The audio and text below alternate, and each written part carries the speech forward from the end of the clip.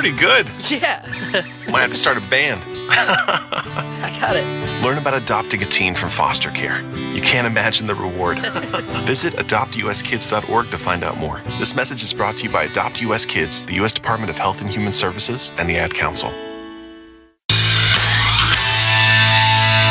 Many of those crazy conspiracy theories posted about Nancy Pelosi's husband and the man who nearly killed him have been deleted. We now know that David DePape confessed to police that he planned to kidnap the House Speaker and, if she didn't tell the truth, kneecap her. And that he had a list of other Democratic targets as well. As for the media, their handling of the horrifying attack on Paul Pelosi has become entangled with the midterm campaign.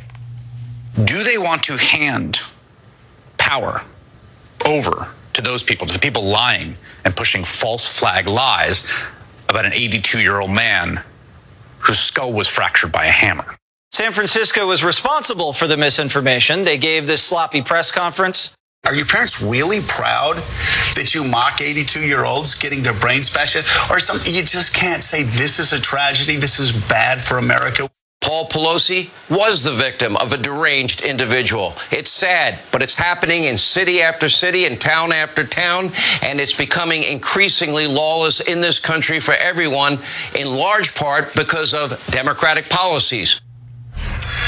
Will Kane, does the David DePape confession about planning to kidnap Nancy Pelosi, not to mention postings showing he was suicidal, that he believed in an imaginary fairy, undermine efforts by some in the press to paint this mentally unstable guy as some kind of Trumpian right-winger? Well, the efforts by the media to paint this into a larger narrative to smear their political opponents is the reason for the existence of conspiracy theories. Howard, first of all, we should point out you played Chris Hayes and Joe Scarborough, both of whom work for NBC. And NBC, along with Politico, for example, are two of the organizations that helped create the misinformation in the beginning. Those two organizations reported, and we should put blame on San Francisco law enforcement as well, but put information out there that there was a third person that opened the door. Right. So if you put out false information, how can you then indict people for understanding that false information? But let me say this.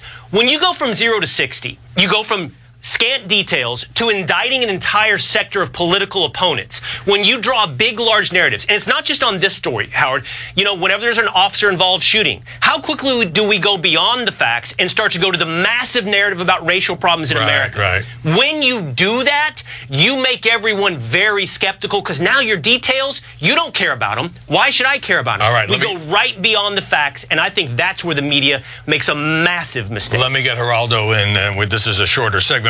Should the people who posted this made-up garbage about Paul Pelosi and DePape supposedly being a male prostitute, which includes Elon Musk, Larry Elder, and Donald Trump Jr., now apologize rather than just deleting the tweets? Yes. Yes, they should, and Will's analysis is baloney. What these people did was grotesque. What Don Jr. did, tweeting that the Halloween costume of the year was Paul Pelosi. He had a pair of underpants and a hammer. It is disgusting. It's low down and dirty. And, it's partisan politics taken to an extreme that makes me want to spit. It was just awful. They should really apologize. What part of what I said was baloney? That the atmosphere or the San Francisco police they got the facts wrong. Some of the early information. Well, what do you jump?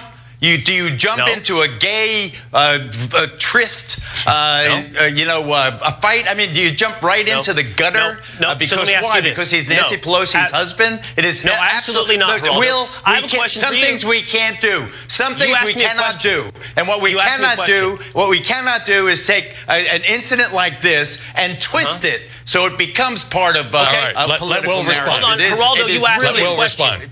You asked me a direct question. I'm going to answer it directly and ask the same of you. I do not think you take those scant, false, bad details as provided by law enforcement and media outlets and jump to absurd conclusions. I do not think that, Geraldo. Now let me ask this of you. Do you take those same scant, false details and jump to a conclusion of indicting 50% of America for their political beliefs? Do you do what Joe Biden did and say this is as a result of MAGA Republicans? You're gaslighting. What does that have to do with the slander of Paul Pelosi? We sat by Because, while our colleagues Geraldo, slandered how I Paul answer your Pelosi question and made directly, him but you won't into this answer mine. caricature. Some things we can't do. But you Some won't things answer we mine. can't do. I am Geraldo. absolutely finished with being tolerant of these. Where do you think wackos get these ideas? Geraldo, they the get these ideas President of the because United States we used encourage, this. we entitle them. The President of the United States, not some random comment. That old man got his head, his skull fractured. And the President of the United States used that horrific incident to indict people that disagree with him. All right, I was waiting for things to heat up between you two. Finally, Geraldo, Donald Trump didn't say anything about the attack on Paul Pelosi for a couple of days. Then he said it was a terrible thing. And then he called into a radio interview and said this. It's weird things going on in that household in the last couple of weeks. I'm not a fan of Nancy Pelosi, but what's going on there is very sad. Is your longtime friend spreading doubts about the reality here? Yes. I mean, shame on the former president. I mean, it's weird things going in a house. How about your house? How about my house? How about other? I mean, this is really beyond the pale, Howard. I mean, what they say? Have you no shame? They said during the McCarthy hearings. Have we no shame? All right. Shame on us for allowing the Alex Jonesism of the media. It's really pathetic. All right. Well, really you two are going to have to take this outside. Makes me ashamed. You two are going to have to take this outside. We're out of time. Excuse me. I like Will very much. He's very intelligent. Very we all do. Will Kane, Geraldo Rivera, thank you. Ahead, Jason Chaffetz on the campaign coverage. But up next, Elon Musk orders sweeping layoffs as Twitter. And is he abandoning his free speech crusade?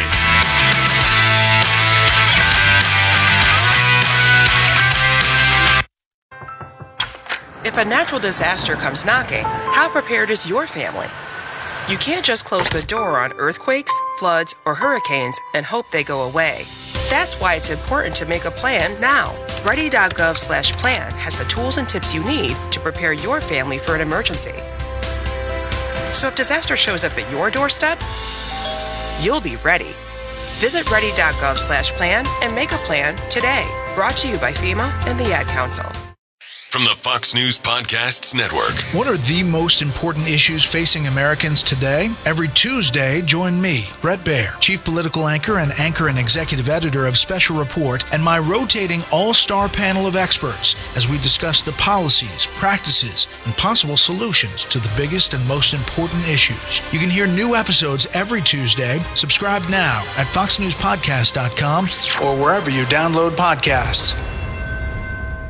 Everyone, Al Roker here. As a guy with his own catchphrase, I appreciate that Smokey's only said, "Only you can prevent wildfires." But I'm filling in because there's a lot more to report.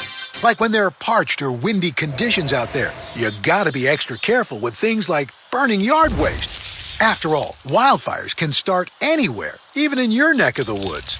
Go to SmokeyBear.com to learn more about wildfire prevention. Brought to you by the U.S. Forest Service, your state forester, and the Ad Council. Hi, we're the Goo Goo Dolls. We're fortunate that our daughters have what they need to grow and learn. But that isn't the case for nearly 13 million kids in the U.S. that struggle with hunger. Childhood hunger is a heartbreaking reality that Feeding America is working to change. Each year, the Feeding America network of food banks rescues billions of pounds of good food that would have gone to waste and provides it to families and children in need. You can help kids in need in your community by visiting feedingamerica.org. Brought to you by Feeding America and the Ad Council. You took the first step and quit smoking, but even former smokers may still be at risk for lung cancer. That's why SaveByTheScan.org wants you to know about a new low-dose CT scan that can detect lung cancer early. It takes only 60 seconds and could save your life. You took the first step, now take the next. Visit SaveByTheScan.org for a simple quiz to see if you're eligible and talk to your doctor about screening. SaveByTheScan.org is brought to you by the American Lung Association's Lung Force Initiative and the Ad Council. I learned patience from my adoptive dad. All he had to say was, "Hey, you got this. Just breathe." Hey, we're pretty good. Yeah. Might have to start a band. I got it. Learn about adopting a teen from foster care. You can't imagine the reward. Visit adoptuskids.org to find out more. This message is brought to you by Adopt US Kids, the U.S. Department of Health and Human Services, and the Ad Council.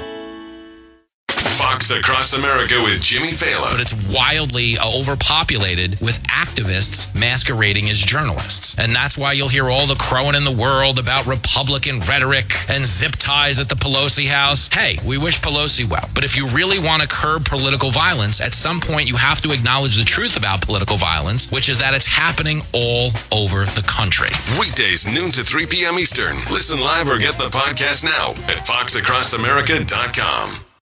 Tuesday, Fox News Radio has you covered for the midterm elections. And it all starts with an hour special, Democracy 2022, The Midterms, hosted by Fox's Brett Baer and Martha McCallum. Then, live breaking news coverage of election night with Fox News Radio's Jared Halpern and Jessica Rosenthal. Joined throughout the evening by reporters around the country, along with Fox News Channel guests and contributors. Listen on the Fox News app starting Tuesday night at 6 Eastern. Download it now and just click the Listen tab. It's Democracy 2022 on Fox News Radio.